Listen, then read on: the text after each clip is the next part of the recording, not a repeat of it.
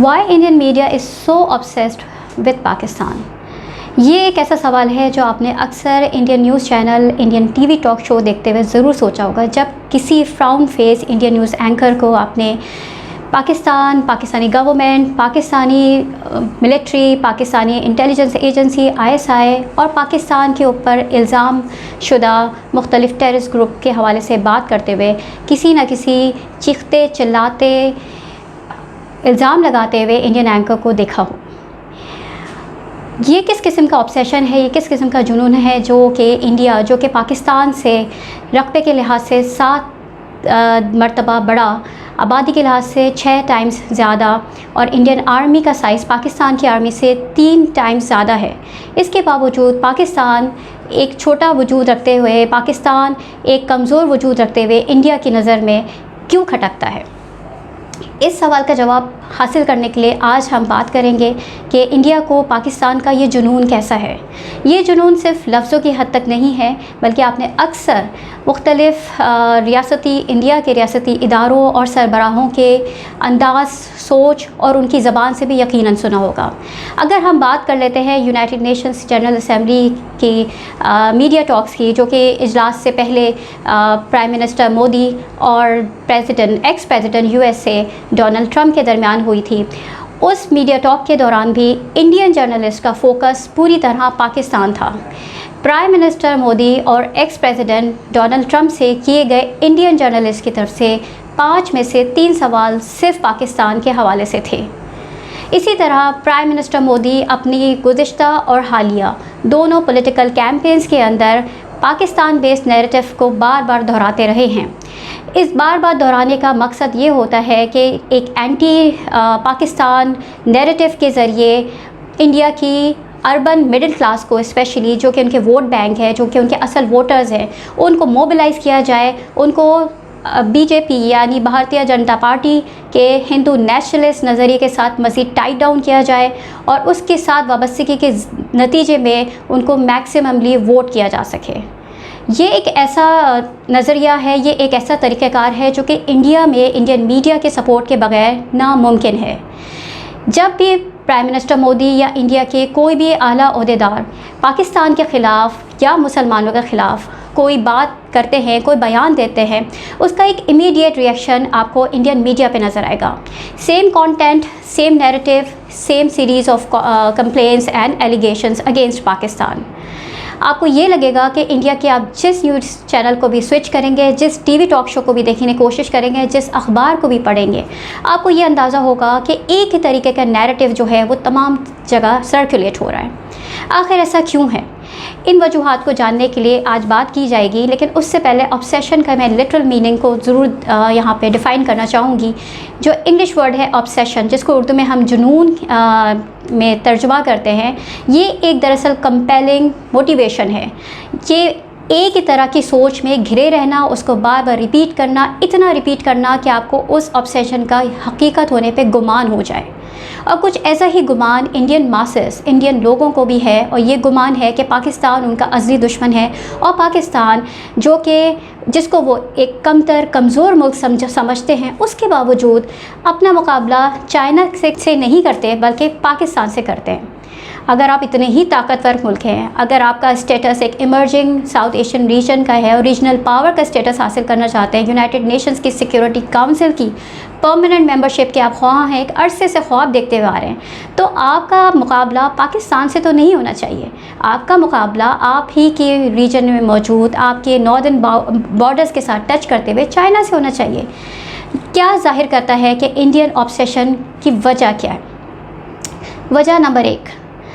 India दरअसल एक complex nation है जिसकी एक कॉम्प्लेक्स हिस्ट्री रही है। इंडिया एक डेमोक्रेसी और सेकुलरिज्म के आर्टिफिशियल लिड के ज़रिए कवर की गए डिफरेंट कल्चर्स, डिफरेंट रिलीजन्स और डिफरेंट ट्रेडिशंस का एक ऐसा मसनूई मुरक्कब है जिसको इंडियन नेशनलिज्म के छतरी तले जो है वो यकजा करने की कोशिश की गई है, जो वक्त के साथ साथ आया होता जा रहा है, और जिसमें एक बहुत बड़ा किरदार हिंदू फैशिस्ट तंजीम RSS और हिंदू नेशनलिस्ट, बल्कि उसको भी मैं फैशिस्ट पॉलिटिकल पार्टी ही कहूँगी, BJP का भी है। इनकी अपनी पॉलिसीज़ की वजह से एक जो एंटी पाकिस्तान नैरेटिव है, जिसका एक अल्टीमेट रिपरकशन होता है इंडिया के अंदर मुकीम मुसलमानों के ऊपर। चाहे आप इसको एंटी पाकिस्तान नैरेटिव कह लें या एंटी मुस्लिम नैरेटिव कह लें, इस पर कोई आपको बहुत ज़्यादा फ़र्क नज़र नहीं आएगा। मकसद क्या होता है कि एक artificial amalgamation of different cultures, religion and traditions को जस्टिफाई करना, ये साबित करना कि हम सारे एक ही हैं, लेकिन उसके बावजूद अंदरूनी चपखलिश, अंदरूनी मुज़ाहमती तहरीकों को कंट्रोल करना इंडियन हुकूमत के बस से बाहर है। आर्टिफिशियल यूनिफिकेशन की बात हो रही है, और जिसका मकसद ये है कि ना सिर्फ इंडिया की डाइवर्स नेशंस को एक ही सेकुलरिज़म या नेशनलिज़म के झंडे तले यकजा रखना, जिसमें हिंदू जमातें जो हैं वो नाकाम नज़र आती हैं, और आखिरकार जब कोई चारा नहीं रहता तो हिंदुत्व या हिंदू नेशनलिज़म का ही झंडा उनको उठाना पड़ता है। आपको मैं कुछ फैक्ट्स एंड फिगर्स शेयर करना चाहूँगी कि इंडिया की करंट सिचुएशन क्या है, और जिस पे से आम लोगों की अटेंशन को डाइवर्ट करने के लिए हिंदू नेशनलिज़म का नारा या उसका नैरेटिव को बुलंद किया जाता है। 2020 में पेंडेमिक के आते ही प्राइम मिनिस्टर मोदी और उनकी कैबिनेट की नाकाम माशी पॉलिसीज़ की वजह से इंडिया अपनी 11 साला तारीख़ के अंदर सबसे स्लोएस्ट इकॉनमी को एक्सपीरियंस कर रही है। इंडिया का जीडीपी ग्रोथ -0.5% है, और पाकिस्तान का -0.4%। आप ज़्यादा फ़र्क नहीं देखेंगे। इसके साथ पॉवर्टी के लिहाज से भी इंडिया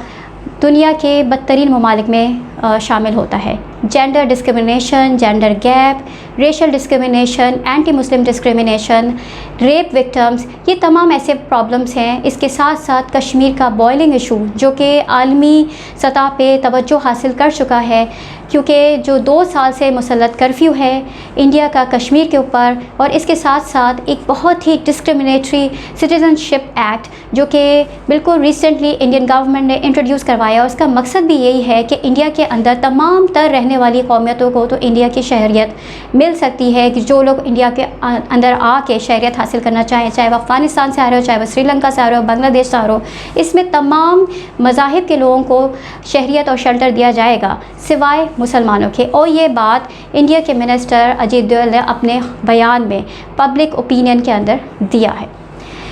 वजह नंबर 2, इंडिया की जो मीडिया आउटलेट्स हैं, अगर आप उनका जायज़ा लें तो मीडिया आउटलेट्स की अक्सरियत, जो कि इनके टॉप 5 मीडिया आउटलेट्स हैं, जिसमें रिपब्लिक टीवी है, जिसमें जी न्यूज़ है, जिसमें एशिया.नेट है और अब तक है, इन तमाम न्यूज़ आउटलेट का जब आप जायज़ा लें या मीडिया हाउसेस का आप जायज़ा लें तो आपको अंदाज़ा होगा कि इनके ओनर्स या को फाउंडर्स या को ओनर्स अक्सर भारतीय जनता पार्टी के बाकायदा मेंबर्स हैं, और कहीं कहीं ये पार्लियामेंट के अंदर मिनिस्टर्स की पोजीशन पे भी अपनी सर्विसेज दे रहे हैं। इन्होंने वक्ती तौर पे अपने आप को बिज़नेस से अलहदा किया हुआ है, लेकिन इनका एक बहुत बड़ा इन्फ्लुएंस है इंडिया के मीडिया के अंदर, और इस पूरे एक कैंपेन के तौर पे वो इंडियन गवर्नमेंट का नैरेटिव मीडिया के अंदर सर्कुलेट करवाते हैं, इंजेक्ट करवाते हैं, और वो इंजेक्ट मीडिया के ज़रिए हिंदुस्तान की आवाम के जहनों में होता है। ये एक बहुत बड़ा वैलिड रीज़न है, जिसके ऊपर ह्यूमन राइट्स कमीशन और इंटरनेशनल जितनी भी ह्यूमन वॉच ऑर्गेनाइजेशंस हैं, उन्होंने बारहा अपने कंसर्न शो किए हैं, क्योंकि इंडियन मीडिया की रसाई न सिर्फ करंट मीडिया और प्रेस तक है, बल्कि इसके साथ साथ जो सोशल मीडिया प्लेटफॉर्म है, ख़ास तौर पे ट्विटर, इसके ऊपर भी इंडियन जो गवर्नमेंट और इंडियन इस्टेब्लिशमेंट बुरी तरीके से हावी है। रिसेंटली पेंडेमिक कोविड-19 की बेपनाह गैर मुतासिरकुन डीलिंग के ज़रिए जो क्रिटिसिज्म का सामना करना पड़ा, और ट्रेंड्स मोदी गवर्नमेंट के ख़िलाफ़ आपने बहुत ज़्यादा ट्विटर पे फॉलो किए होंगे, इन तमाम ट्रेंड्स के का जो एक पूरा हैवी ट्रैफिक था ट्विटर के ऊपर, इसके असर को सैबोटाइज करने के लिए इंडियन गवर्नमेंट ने अपने असर रसूख इस्तेमाल करके ट्विटर से ऐसे तमाम पोस्ट, ऐसे ट्रेंड्स को हटवाया कि जो कि इंडियन गवर्नमेंट पे क्रिटिसिज्म का बाइस बन रहे थे, या फिर उसके पुअर गवर्नेंस को करास अफशा कर रहे थे।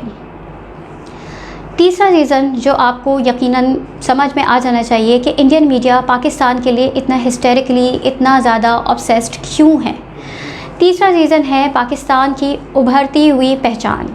पाकिस्तान ख़ास तौर पे करंट पाकिस्तान की जो गवर्नमेंट है, इसने कोशिश की है कि हर इंटरनेशनल प्लेटफॉर्म पे कश्मीर का हवाला देखें और इंडिया के मुसलमानों के ख़िलाफ़ होने वाली सारी एंटी डिस्क्रिमिनेटरी पॉलिसीज़ और anti discriminatory social and political जितनी भी एक्टिविटीज़ हैं उसको हाईलाइट किया जाए हर इंटरनेशनल फोरम पे, न सिर्फ प्राइम मिनिस्टर लेवल पे बल्कि फ़ॉरेन ऑफिस के ज़रिए भी इनको उजागर किया गया है। ये तमाम ऐसे फैक्टर्स हैं कि जिन्होंने इंडियन मीडिया को एक सवालिया निशान के गिर्द खड़ा कर दिया है। और बिल्कुल आखिर में मैं बात करना चाहूँगी इंडियन फेक न्यूज़ का एक पूरा नेटवर्क जो कि अभी रिसेंटली बल्कि दिसंबर 2020 के अंदर ही जिसके बारे में सीक्रेट आउट हुआ है कि इंडिया ने किस तरीके से यूरोपियन यूनियन के अंदर उनके उन एंकर्स की आइडेंटिटी को और उनके नाम को इस्तेमाल करके इंटरनेट के ऊपर बहुत सारा कंटेंट वीडियोस की शक्ल में भी और रिटन कंटेंट की शक्ल में भी, लिटरेचर के फॉर्म में भी शाया किया है, सर्कुलेट किया है, दुनिया भर के लोगों तक पहुंचाया है कि जो कि अब इस दुनिया में भी नहीं है।